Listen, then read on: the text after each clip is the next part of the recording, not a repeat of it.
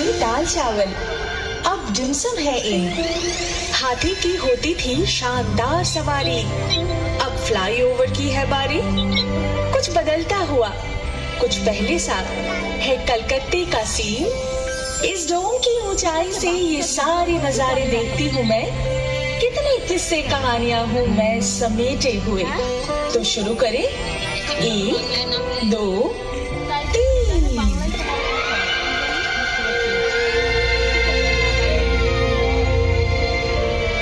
कभी बनता था पटचित्र मेरा, अब बनता है मीम। उम्र है मेरी 300-400 साल और हजारों है थीम। लड़की तो भली है ये, मगर ना जाने क्या क्या भूल जाए। तभी खुद आ गया मैं बनाने एक बेहतरीन टीम।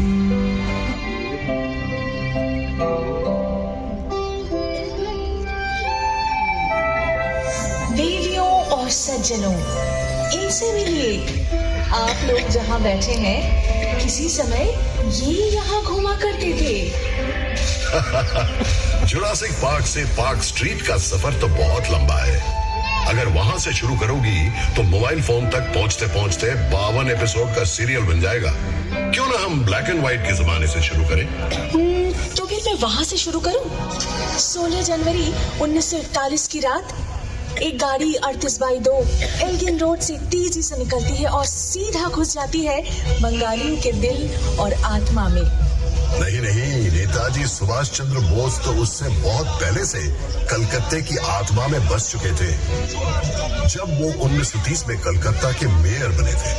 यही नहीं, बतौर कांग्रेस प्रेसिडेंट वे पूरे भारत के दिल और दिमाग में बसते थे और ब्रिटिश सरकार की आंखों में धूल झोंक कर 3-4 बार भेस बदल कर बचना, ये तो पूरा थ्रिलर है। नेताजी के बाद ऐसा अमर सुपर हीरो कलकत्ते को फिर कभी नहीं मिला।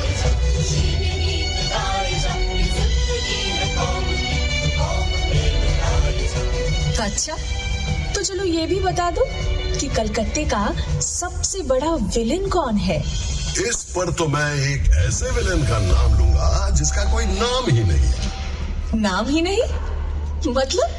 1989 में लगातार 6 महीनों तक एक अनजान व्यक्ति रात के अंधेरे में सड़क पर सोते हुए 13 बेघर लोगों का पत्थर से खून करता है। मीडिया ने उसे नाम दिया स्टोन मैन। नहीं, इतने भयानक किस्से से इतिहास की शुरुआत होगी? मुझसे पूछो तो सबसे बड़ा विलेन है अमिताभ बच्चन। अमिताभ बच्चन? वो क्यों?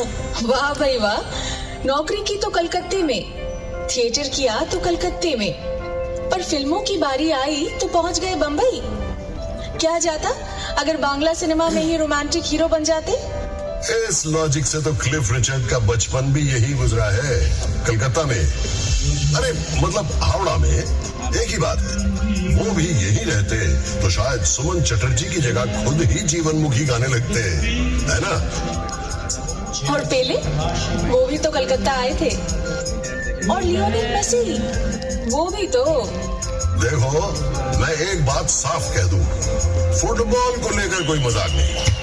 1911 IFA शील्ड के फाइनल में मोहन बागान क्लब के जाबाज खिलाड़ियों ने अंग्रेज टीम ईस्ट यॉर्कशायर रेजिमेंट को 2-1 स्कोर से हरा दिया था। जरा सोचो तो, अंग्रेजों के राज में पराधीन देश अंग्रेज टीम को ही हरा देता है, और एक ऐसा दल जिसमें सभी भारतीय हैं। कलकत्ते के इतिहास में जगमगा रहा है ये दिन। वाकई, पर उसी साल ही तो भारत की राजधानी कलकत्ता से बदलकर दिल्ली कर दिया गया था। उससे पहले 139 सालों तक मैं ही तो राजधानी था, ब्रिटिश भारत का मोस्ट इम्पोर्टेंट शहर। ओहो, तो इसमें दुखी होने की क्या बात है? उन दिनों कलकत्ते में स्वाधीनता आंदोलन की एक ऐसी लहर थी जो अंग्रेजों से संभाले नहीं समझ रही थी। तभी उन्होंने 1905 में तय किया कि बंगाल को 2 भागों में बांट दिया जाए। लॉर्ड कर्जन ने एक चिट्ठी में लिखा था, कलकत्ता षड्यंत्र का एक महाकेंद्र बन गया है, इसे इस सिंहासन से हटाना ही पड़ेगा। अरे याद नहीं, सुरेंद्र नाथ बैनर्जी के नेतृत्व में राष्ट्रवादी इंडियन एसोसिएशन यहीं पर तो बनी थी। फिर यहीं गठित हुई ऑल नेशनल कॉन्फ्रेंस, जिससे आगे चलकर कांग्रेस का जन्म हुआ। तभी तो अंग्रेज सुरेंद्र नाथ को सरेंडर नॉट बुलाते थे और इसी पुरजोर विरोध के चलते ही तो अंग्रेज बंगाल के टुकड़े करने में असफल रहे। हाँ, तभी तो 6 साल बाद गुस्से में आकर राजधानी को ही बदल डाला। पता है इससे क्या साबित होता है? कि तुम एक बहुत ही प्रभावशाली शहर हो, अन्याय के खिलाफ आवाज उठाने वाला शहर। हाँ, जिसे एक दिन मजाकी तौर पर जुलूस नगरी के नाम से पुकारा जाएगा, या फिर बीमार नगरी। अरे जाने दो, तुम्हें तो लोग सिटी ऑफ जॉय के नाम से भी पुकारते हैं। और ये भी तो सच है कि ब्रिटिश काल में तुम ब्रिटिश साम्राज्य के दूसरे खास शहर के रूप में जाने जाते थे। मतलब लंदन के बाद तुम्हारा इनाम आता था। अरे वो तो बस पैसों के लिए, सिर्फ कर संग्रह और झूठ विक्रय से ही अंग्रेज करोड़ों रुपए कमा लेते थे। क्या मुसीबत है?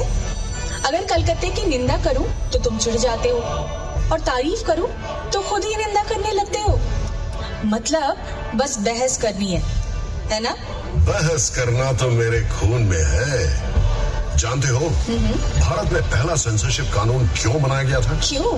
1872 में जब गिरीश घोष ने इसी शहर में नेशनल थिएटर का गठन किया था, उनका पहला नाटक था दीनबंधु मित्रा का नील दर्पण।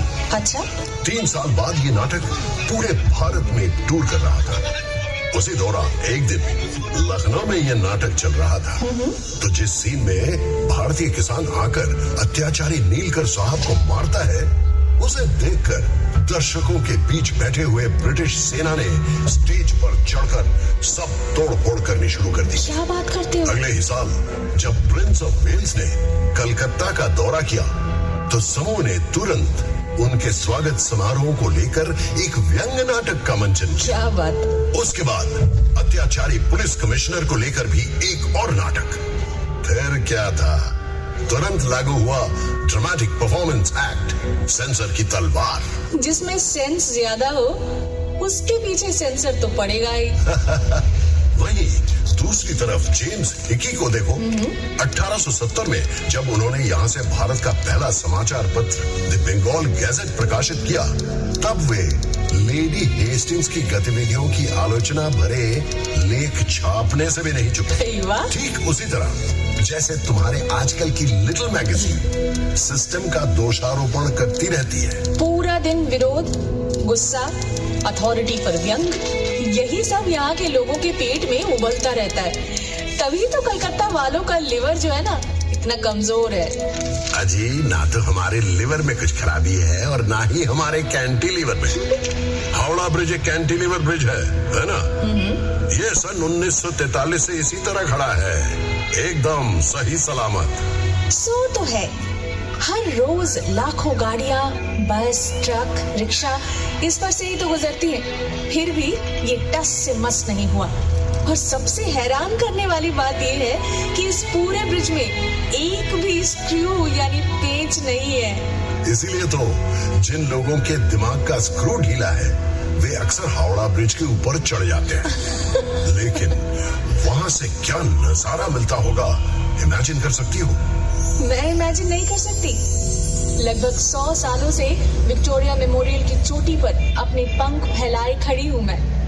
क्या आपको कोई अंदाजा है कि मैं यहाँ से क्या क्या देख सकती हूँ? मैंने प्रेम में डूबी जोड़ियां, उनकी नोकझोंक, ये सब देखे हैं। निकम्मे लोगों की भीड़ भी, और अकेडमी ऑफ फाइन आर्ट्स की एक्सपेरिमेंटल पेंटिंग्स भी। एक तरफ रेस कोर्स की घुड़सवारी की दौड़ में बेशुमार पैसे लुटाना, और दूसरी तरफ क्लबों में कोट पैंट पहने कलकतिया बाबुओं का अंग्रेजीपन। व्यूज और न्यूज तुम मुझे सिखाओगे? मैं तो तुम्हारी नस नस से वाकिफ हूँ। सिर्फ वाकिफ ही नहीं, तुम पर मेरी संगत का असर भी दिखता है। कभी तो हवा के झोंके से तुम तेजी से गोल गोल घूमने लगती हो, तो कभी गठिया के दर्द से तुम घूमना ही भूल जाती हो। और ये इमारत जिस पर तुम्हें इतना गर्व है, कभी तो इसे ताजमहल की नकल कहा जाता था। क्या बात करते हो? अरे हाँ, क्या इसे गाय के गोबर से काला नहीं किया गया था ताकि जापानी उस पर बमबारी न कर सके?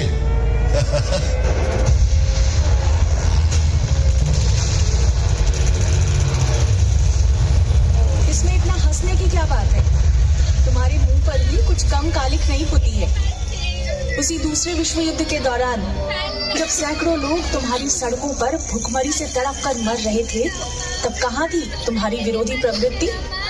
जब कलकत्ता वासी सड़कों पर उन मरते हुए लोगों को लांघ कर ऑफिस जाते थे, मौज मस्ती करते थे, इन भूख से बिलखते लोगों की आह को दबाने के लिए अपने घरों के दरवाजे बंद कर ग्रामोफोन पर गाने सुनते थे, तब कहाँ था तुम्हारा विरोध? देखो, मानता हूं कि जितना करना चाहिए था उतना तो खैर नहीं हो पाया, लेकिन ये भी सच है कि उस दौरान शहर की गली मोहल्ले में मुफ्त रसोई भी खोली गई थी, और वो भूखमरी तो सरकार, राजनीतिज्ञों और आला अफसरों द्वारा रचाई गई थी। स्वयं विंस्टन चर्चिल भी इतने सारे लोगों की मृत्यु की जिम्मेवारी से पल्ला नहीं झाड़ सकते थे। क्या तुम जानते हो इस अकाल के बारे में उन्होंने क्या कहा था? वैसे ही कम खाने वाले बंगालियों की भूख मजबूत यूनानियों की तुलना में कम गंभीर है। इंसान इतना असंवेदनशील कैसे हो सकता है? ये भी मत भूलना, बिजोन भट्टाचार्य द्वारा रचित अद्भुत नाटक नौबान्नो इसी भूखमरी पर आधारित था, और इसका मंचन भी इसी शहर में किया गया था। ये तुमने बिल्कुल सही कहा। इसका श्रेय तो तुम्हें ही जाता है। 1942 में स्थापित इप्टा यानी इंडियन पीपल्स थिएटर एसोसिएशन वामपंथी कलाकारों का ही संगठन था, जिसने कलकत्ता को न जाने कितने अनमोल रत्न दिए।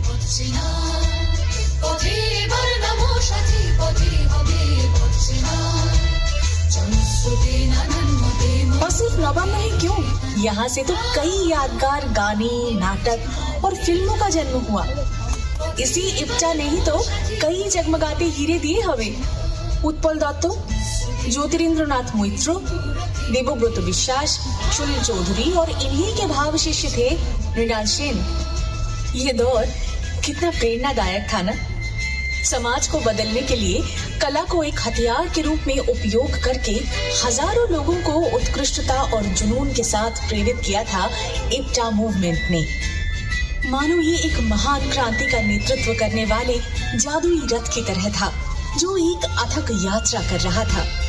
1943 में पड़े अकाल के लगभग 170 वर्ष पहले बंगला सन 1176 में आई भूखमरी भी तो इंसानों की ही देन थी।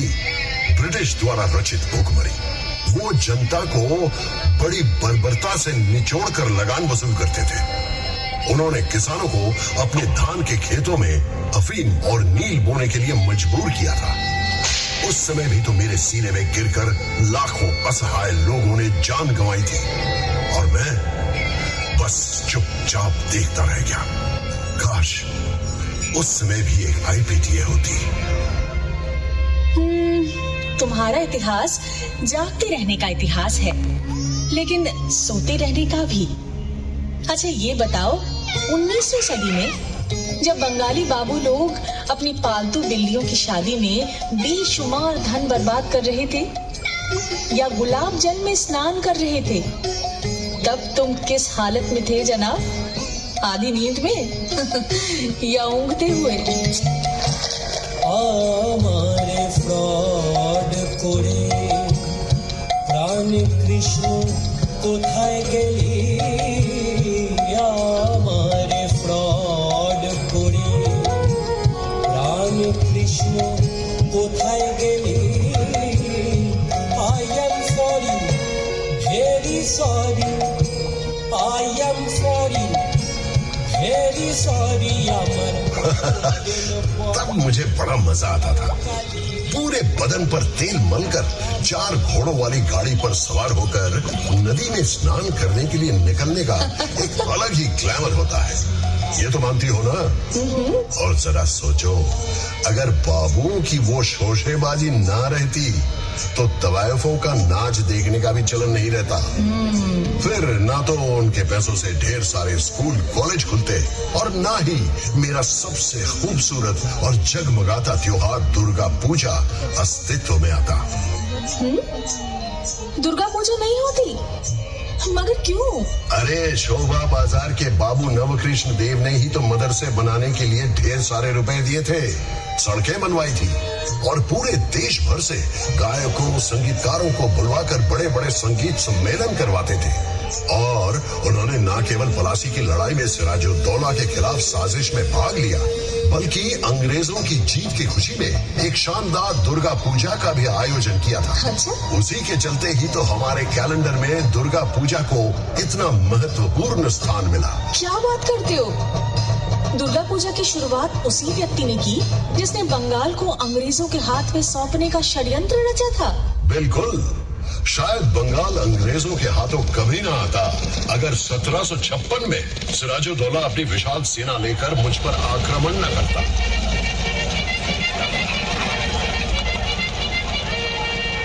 अगर वो ईस्ट इंडिया कंपनी की सेना की जमकर धुनाई ना करता तो अंग्रेज इतनी जल्दबाजी में एक नवाब के विरुद्ध जंग में कभी ना उतरते।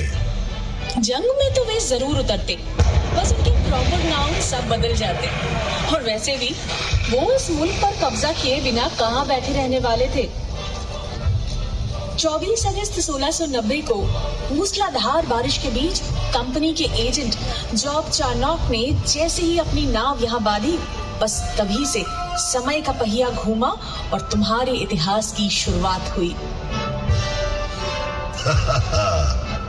यहाँ मैं तुमसे सहमत नहीं हूँ। एक नहीं, दो पहलुओं से। चाणक्य के पहुंचने के बहुत पहले कवि कंकन मुकुंदराम ने मेरे विषय में लिखा था।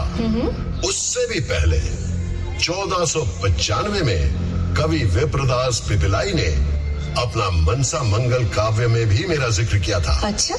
सावर्ण राय चौधरी के परिवार अंग्रेजों के आने के पहले से ही कलकत्ता में जमींदार थे। भाई वाह। मेरे इतिहास की शुरुआत तो बहुत पहले से हुई थी।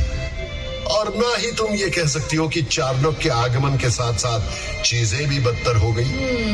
राम मोहन राय ने सतीदाह प्रथा बंद जरूर करवाई थी, लेकिन इतना बड़ा काम क्या वो अकेले कर सकते थे? यदि लॉर्ड बेंटिंक उनकी सहायता ना करते सो तो ठीक। क्या माइकल मधुसूदन दत्त बंगला काव्य का रुख बदल सकते अगर उन पर मिल्टन का प्रभाव न पड़ता? क्या बंकिम चंद्र बंगला में पहला उपन्यास लिख पाते अगर उन्होंने वॉल्टर स्कॉट न पढ़ा होता? बिल्कुल सही। क्या ईश्वर चंद्र विद्यासागर विधवा विवाह का प्रचलन शुरू कर पाते यदि उन्हें अंग्रेजों का सहयोग नहीं मिलता? कि क्या अनाप शनाप बोले जा रहे हो? तुम कैसे भूल गए कि शहीद खुदीराम बोस के पार्थिव शरीर पर फूलों की वर्षा करने के लिए हजारों लोगों ने तुम्हारी सड़कों पर लाइन लगाई थी। तुम्हारे राइटर्स बिल्डिंग के अत्याचारी ब्रिटिश अफसर को गोली मारने के बाद विनय बादल दिनेश ने आत्महत्या की थी। और हाँ, तुम्हारे एक प्रसिद्ध बैरिस्टर चित्तरंजन दास, वही जिनके कपड़े पेरिस से धुलकर आते थे, उन्होंने भी तो अपने सारे यूरोपियन कपड़ों को जलाकर खादी पहनना शुरू कर दिया था। और जिस व्यक्ति को उन्होंने अलीपुर बमबारी मामले में बाइज्जत बरी करवाया था, वो कोई और नहीं बल्कि poet of patriotism Arvind Ghosh थे। अरे तुम तो वो शहर हो जहाँ क्रांतिकारी संगठन अनुशीलन समिति का गठन हुआ था।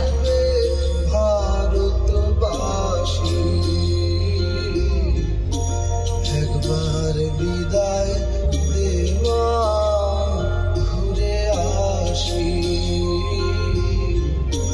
एक बार विदाई देवा घुरे आशी।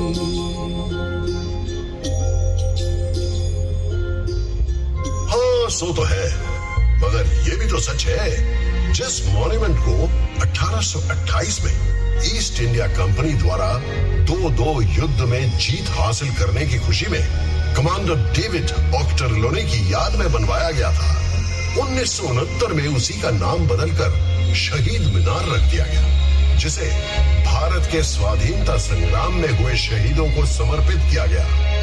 इसमें नाराज होने की क्या बात है? मैं तो बस सोच रहा था। जिसे कहते हैं ख्याली पुलाव पकाना। अगर कलकत्ता की सड़कों पर शेर चीते घूमते रहते तो फिर क्या होता? अरे बंगाल का शेर यानी कि बाघ, वो तो बहुत प्रसिद्ध है और वो कलकत्ता में ही रहते थे। कलकत्ता विश्वविद्यालय, जिसकी स्थापना 1857 में हुई थी, उसके ठीक 50 साल बाद 1907 में उन्होंने इसकी कमान संभाली और पूरी जिम्मेदारी के साथ उसका एक नया रूप दे डाला। वो थे सर आशुतोष मुखोपाध्याय। और बब्बर शेर? बब्बर शेर यानी सिंह, हाँ वो भी है। काली प्रसन्न सिन्हा या काली प्रसन्न सिंह, जिन्होंने एक ओर महाभारत का अनुवाद किया था तो दूसरी ओर मुझे लेकर हुतुम पेंचा नौकशा भी लिखा था। और गैंडा, उसका क्या? गेंडा तो वो लोग हैं जिनकी मोटी खाल को कलकत्ता के महापुरुषों की शिक्षा भी भेद नहीं कर पाई।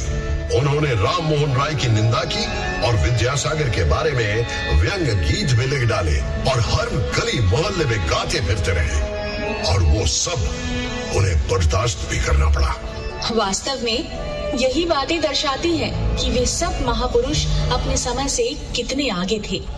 विवेकानंद को भी तो ये सुनना पड़ा कि वे कोई सन्यासी नहीं थे, क्योंकि उन्होंने ईसाइयों की भूमि का दौरा किया और मांस खाया, जबकि उन्होंने ही शिकागो में अपने असाधारण भाषण से भारत का नाम रोशन किया। उनके गुरु श्री रामकृष्ण को भी तो सुनना पड़ा था कि वे अनपढ़ हैं, जबकि उन्होंने अपने सहज भाव तथा धर्म ज्ञान के प्रकाश से अनगिनत ज्ञानी और विद्वानों को एकत्रित कर लिया था। ये वही महात्मा है जिन्होंने जो तो मौत तो पौत का प्रचार किया, यानी कि जितने दृष्टिकोण हैं उतने ही रास्ते हैं। उन्होंने न केवल सर्वधर्म समभाव की बात की, बल्कि कलकत्ता के जीवन दर्शन के बारे में भी बताया। रविंद्रनाथ टैगोर को भी कुछ कम नहीं सहना पड़ा। उन्हें तो ये भी कहा गया था कि उनकी सभी लेखनी अस्पष्ट है, और उन्होंने बिल्कुल बेतुके उद्देश्यों को लेकर शांति निकेतन की स्थापना की है। परंतु उनको मिले नोबेल पुरस्कार आज भी मेरी गौरव गाथा की पहली पंक्ति है। 1911 में भारत की राजधानी के दर्जे से भले ही मुझे विस्थापित कर दिया गया, लेकिन उसके सिर्फ 2 साल बाद ही मेरे सिर पर एक ऐसा ताज पहनाया गया जिसकी चमक कभी भी कम नहीं होने वाली। नोबेल कमेटी ने घोषणा की रविंद्रनाथ टैगोर को उनके गहरे, संवेदनशील, ताजा और सुंदर कविता के कारण पुरस्कार से सम्मानित किया जा रहा है। बिल्कुल। क्या तुम एक ही शहर से 6 नोबेल पुरस्कार विजेताओं की कल्पना कर सकते हो, और वो भी 5 अलग अलग क्षेत्रों में? 1902 में रोनाल्ड रॉस को नोबेल प्राइज मिला चिकित्सा विद्या के लिए। 1930 में फिजिक्स के लिए नोबेल मिला सीवी रमन को। 1979 में मदर टेरेसा को नोबेल शांति पुरस्कार प्राप्त हुआ, और 1998 में अमर्त्य सेन को नोबेल मिला इकोनॉमिक्स के लिए, और 2019 में अभिजीत विनायक बंदोपाध्याय को वैश्विक स्तर पर गरीबी कम करने की ओर किए गए उनके कार्यों के लिए नोबेल पुरस्कार से सम्मानित किया गया। ऐसा नहीं है कि नोबेल मिलना ही सब कुछ है।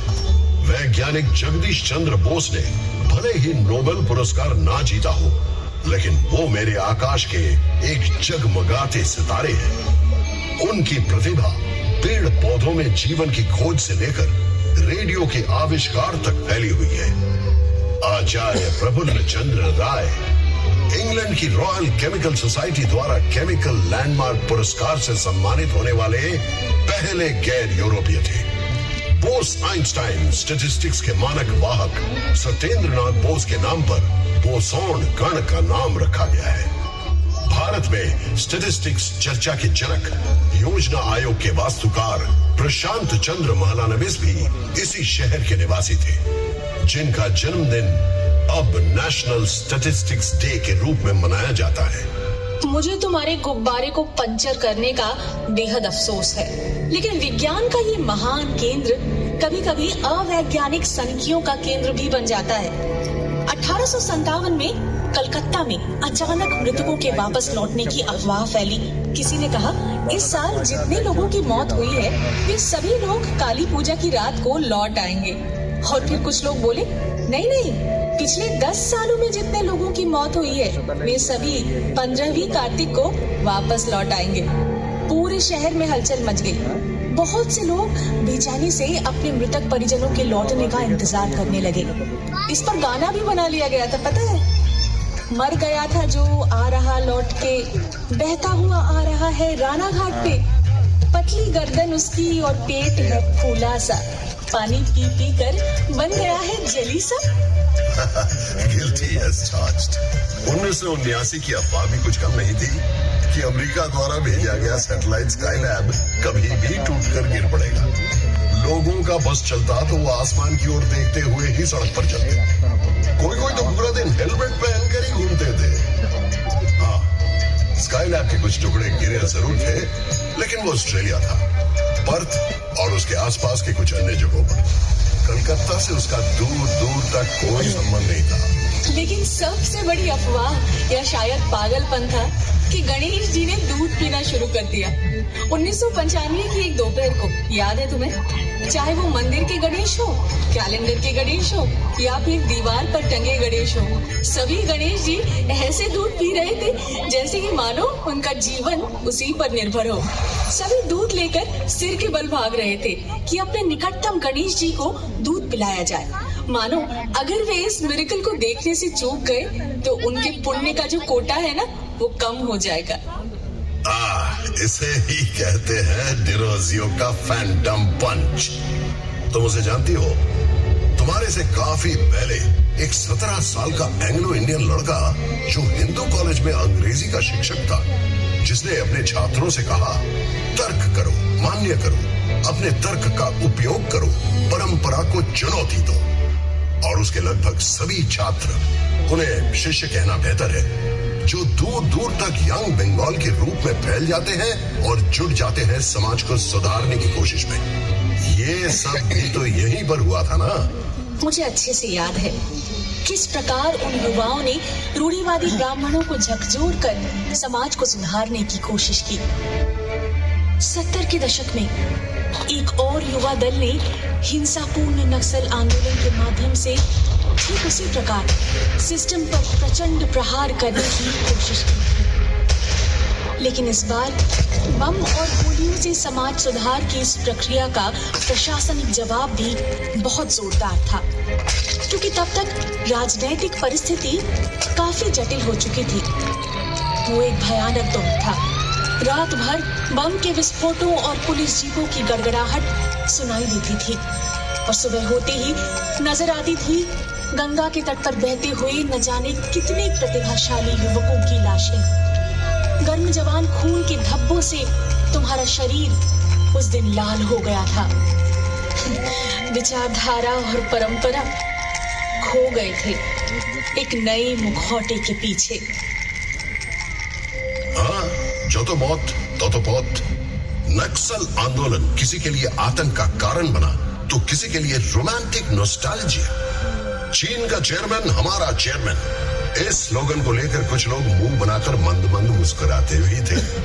पर मुझे बताओ, क्या कोई यहाँ रहकर चीन के नेता से प्रभावित नहीं हो सकता? क्या कलकत्ता विश्व नागरिकता का केंद्र नहीं? हाँ, यहाँ मैं तुमसे बिल्कुल सहमत हूँ। अकेला हिंदू कॉलेज ही इस बात का एक शक्तिशाली प्रमाण है। अंग्रेजी भाषा सीखनी है, पाश्चात्य संस्कृति को समझना है और उसे अपनी संस्कृति के साथ जोड़ना है। इन सिद्धांतों को लेकर, इन उद्देश्यों को लेकर भारत के अन्य किसी प्रांत में इस प्रकार का एक स्कूल स्थापित करना शायद नामुमकिन था। 1817 में अंग्रेजों और बंगालियों ने मिलकर एक ऐसा काम किया जो ना किया होता तो शायद बंगाल रेनेसा नहीं होता। हाँ बिल्कुल, मगर बंगाल रेनेसा का सोचता हूँ तो वाकई विश्वास नहीं होता। अकेले ठाकुर परिवार को ही देख लो, ऐसा लगता है मानो 10-10 प्रतिभाशाली व्यक्तियों के गुण उनके परिवार के एक एक सदस्य में भर दिए गए हो। द्विजेंद्र नाथ ठाकुर, जिन्होंने संस्कृत से बांग्ला में मेघदूतम का अनुवाद किया, बांग्ला में दर्शन शास्त्र पर किताबें लिखी, आशुलिपि के बांग्ला संस्करण में सुधार किया और यहाँ तक कि बक्से बनाने पर भी एक किताब लिख डाली। सत्येंद्र नाथ ठाकुर, ये प्रथम भारतीय IAS थे और उस जमाने में अपनी पत्नी को अपने साथ विदेश लेकर गए। अच्छा? ज्योतिरिंद्र नाथ ठाकुर एक श्रेष्ठ चित्रकार, नाट्यकार, निर्देशक और अभिनेता थे। देवेंद्र नाथ ठाकुर ने तो सिर्फ 3 घंटों में डिक्टेशन देकर ब्रह्म धर्म पर पूरी किताब ही लिख डाली। गगनेंद्र नाथ ठाकुर एक असाधारण चित्रकार थे। वो कार्टून बनाने के साथ साथ क्यूबिस्ट पेंटिंग भी बनाते रहे। क्या बात है। और अवनींद्र नाथ के चित्र और कहानियां दोनों ही बंगाली संस्कृति का खजाना माने जाते हैं।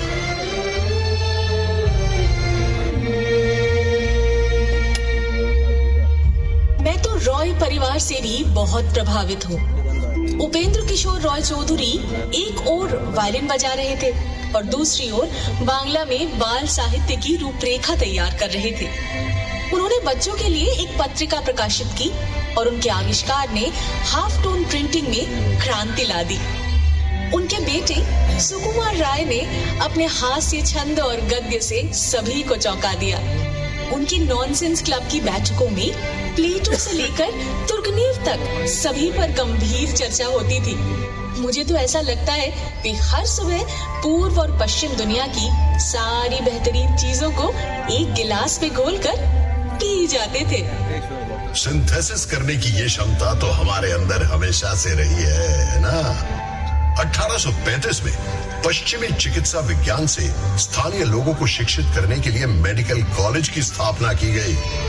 फिर बाद में नृत्य कलाकार उदय शंकर ने रूसी नृत्यांगना आना पावलोवा के साथ हाथ मिलाया और पेश किया विश्वविख्यात बैले राधा कृष्ण। 1955 में सुकुमार राय के बेटे सत्यजीत राय ने अकेले ही अपनी पौथेर पांचाली के जरिए भारतीय सिनेमा में न्यू वेव शैली की शुरुआत की। वो हमेशा कहते थे कि हॉलीवुड फिल्में देखे बिना वो कभी भी फिल्म निर्माण का अपना व्याकरण नहीं बना सकते थे, जबकि विदेशियों को उनकी सिनेमा में हमेशा शुद्ध भारतीयता की ही झलक मिलती थी। ग्रहण करना, आत्मसात करना और अवशोषित करने की ये क्षमता तो मेरी रग रग में दौड़ती है। बिल्कुल सही। सत्यजीत राय ने पूर्व और पश्चिम दोनों को समान रूप से मुग्ध किया है। तभी तो 1992 में उन्हें life time achievement Oscar award से सम्मानित किया गया।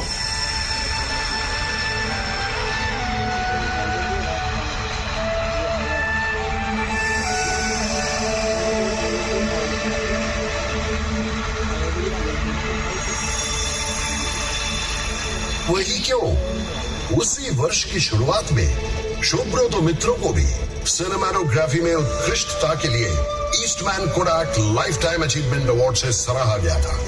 कितनी अजीब बात है ना। सुब्रतो मित्रों सत्यजीत राय की शुरुआती फिल्मों में कैमरामैन हुआ करते थे। अफसोस कि उन्हें कभी भी वह प्रसिद्धि नहीं मिली जो दुनिया के सर्वश्रेष्ठ सिनेमाटोग्राफर में से एक के रूप में उन्हें मिलनी चाहिए थी। माफ करना, गुमनाम नायकों के प्रति तुम्हारा ये जो जुनून है ना, कि मेरी समझ से परे है। समझ ही नहीं आता कि तुम असल में उदार हो या अत्यधिक आलोचनात्मक। जब भी दुनिया आपके शहर के किसी का गुणगान करे, कलकत्ता वासी तुरंत एक दूसरे व्यक्ति को पेश कर देंगे और कहने लगेंगे, भाई इनमें क्या कमी है, इन्हें इनका हक क्यों नहीं मिला। क्यों नहीं, कलकत्ता के लोग विजेताओं को लेकर जश्न मनाना भी जानते हैं और साथ साथ जो लोग पीछे छूट गए हैं उनका सम्मान करना भी। हम उन लोगों की उपेक्षा नहीं करते जिन्होंने पुरस्कार नहीं जीता, जो बिना प्रसिद्धि के ही चले गए, क्योंकि हम जानते हैं कि किसी कलाकार या विचारक का मूल्यांकन कैसे किया जाता है, ये देखकर कि उन्होंने कितना पुरस्कार एकत्रित किया है, ना कि ये समझकर कि उन्होंने कितना सोना बटोरा है। इसीलिए जब तक रविंद्रनाथ याद रहेंगे तब तक जीवनानंद दास भी, जब तक सत्यजीत राय तब तक ऋतिक घटक भी, जब तक शंभु मित्रो तब तक बादल सरकार भी, जब तक सुनील गंगोपाध्याय तब तक कमल कुमार मुजुमदार भी। जिस प्रकार हम पंकज राय को सर माथे पर रखेंगे, उसी प्रकार शूटे बैनर्जी को भी। जैसे हेमंतो, मन्ना, सुंधा इनको सिंहासन पर बैठाएंगे, वैसे ही सुचित्रा मित्रो, कोलिका बंदोपाध्याय को भी सलामी देंगे और साथ ही निर्मला मिश्रो, प्रतिमा बंदोपाध्याय को भी, और निखिल बैनर्जी के सितार वादन में कहीं खो जाएंगे। ये कोई सनक नहीं, इसे कहते हैं गहरी अंतर्दृष्टि, समझे?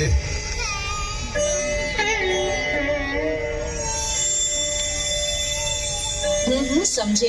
लेकिन कृपया आप मुझे ये बताइए कि ये केवल जाने माने लोगों पर ही क्यों लागू होता है? ये सोच 1947 में विभाजन के बाद आए शरणार्थियों पर क्यों नहीं लागू हुई? वो भी तो हारे हुए थे। उनके प्रति इतना तिरस्कार क्यों? इतनी उपेक्षा क्यों? ये तो बहुत पुरानी बातें हैं और मैं इस बात से इनकार नहीं कर रहा हूं कि प्रवासियों और निवासियों यानी कि बांग्ल और घोटी के बीच का झगड़ा कुछ कड़वा रहा है, खासकर फुटबॉल के मैदान पर और खाने की मेज पर। लेकिन इसमें कोई शक नहीं कि घोटी बांग्ल दोनों अब पूरी तरह से मिलजुल कर एक हो गए हैं। इसमें भी कोई शक नहीं कि वामपंथी राजनीति उस समय काफी हद तक मेरे डीएनए का अभिन्न अंग बन गई थी, क्योंकि इसने शरणार्थियों को वो सम्मान दिया जिसके वे हकदार थे। रोटी, कपड़ा और आश्रय के लिए उनके संघर्ष में उनका साथ दिया। 1971 में बांग्लादेश मुक्ति संग्राम के दौरान फिर से शरणार्थी आए। वे अब भी आते रहते हैं। कलकत्ता कभी किसी को वापस नहीं लौटाता। सो तो है ही, और साथ में उन सबको कबाब और बिरयानी भी जरूर चखाता है। कलकत्ता अगर एक और पराजित व्यक्ति को शरण नहीं दी होती तो शायद ये बिरयानी भी यहाँ नहीं मिलती। मतलब तुम किसकी बात कर रहे हो? वाजिद अली शाह, अवध के नवाब।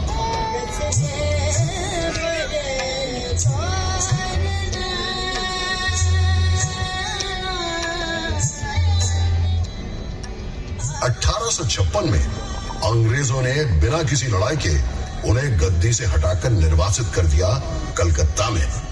उन्होंने डेरा डाला मेटिया बुरुज में। धीरे धीरे संस्कृति में, कपड़ों में और खान पान में मेटिया बुरुज छोटा लखनऊ बन गया। इस प्रक्रिया में स्थानीय संगीत और नृत्य भी प्रभावित हुए, लेकिन उससे कई गुना ज्यादा प्रभावित हुए कलकत्ता वालों का खाने का स्वाद और खाना पकाने के बर्तन आदि। अभी कलकत्ता की सड़कों के किनारे जो कबाब और बिरयानी की दुकानें दिखाई देती हैं, उनकी जड़ें उस शर्मनाक निर्वासन के इतिहास से जुड़ी है। जीवन धन का कुछ भी व्यर्थ नहीं जाता, कलकत्ता ने सदा शान से ये माना है। लेकिन जब हम 1946 के दंगों को याद करते हैं, तब ये शान शायद फीकी पड़ जाती है। वो भीषण हिंदू मुस्लिम दंगे जो करीब एक हफ्ते तक चले थे।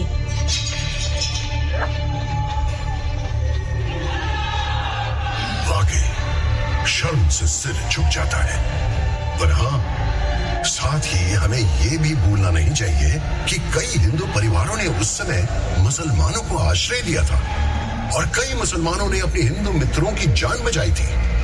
कलकत्ता हमेशा उसी जज्बे को संजोकर आगे बढ़ता रहा है। खैर वो छोड़ो, विदेशों में जब रविशंकर और अल्लाह रखा मिलकर अविश्वसनीय संगीत रचना करते हैं, जब वीरेंद्र कृष्ण भद्र का महिषासुर मर्दिनी कानों में बजने लगता है मुस्लिम कलाकारों का अलौकिक वादन के साथ, क्या तब उसी जादुई जज्बे का आभास नहीं होता?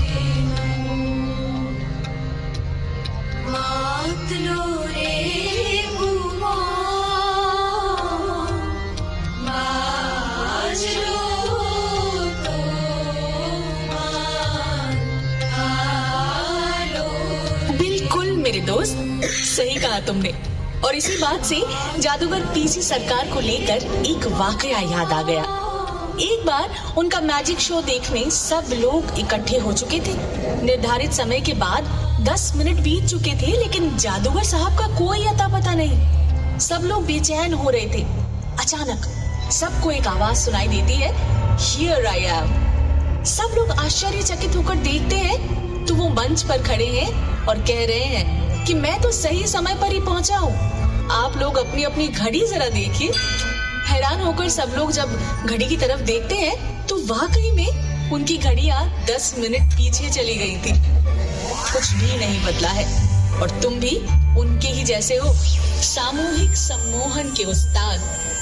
घड़ी की सुई और इतिहास के पन्नों के बीच से गुजरते आगे बढ़ते जा रहे हो।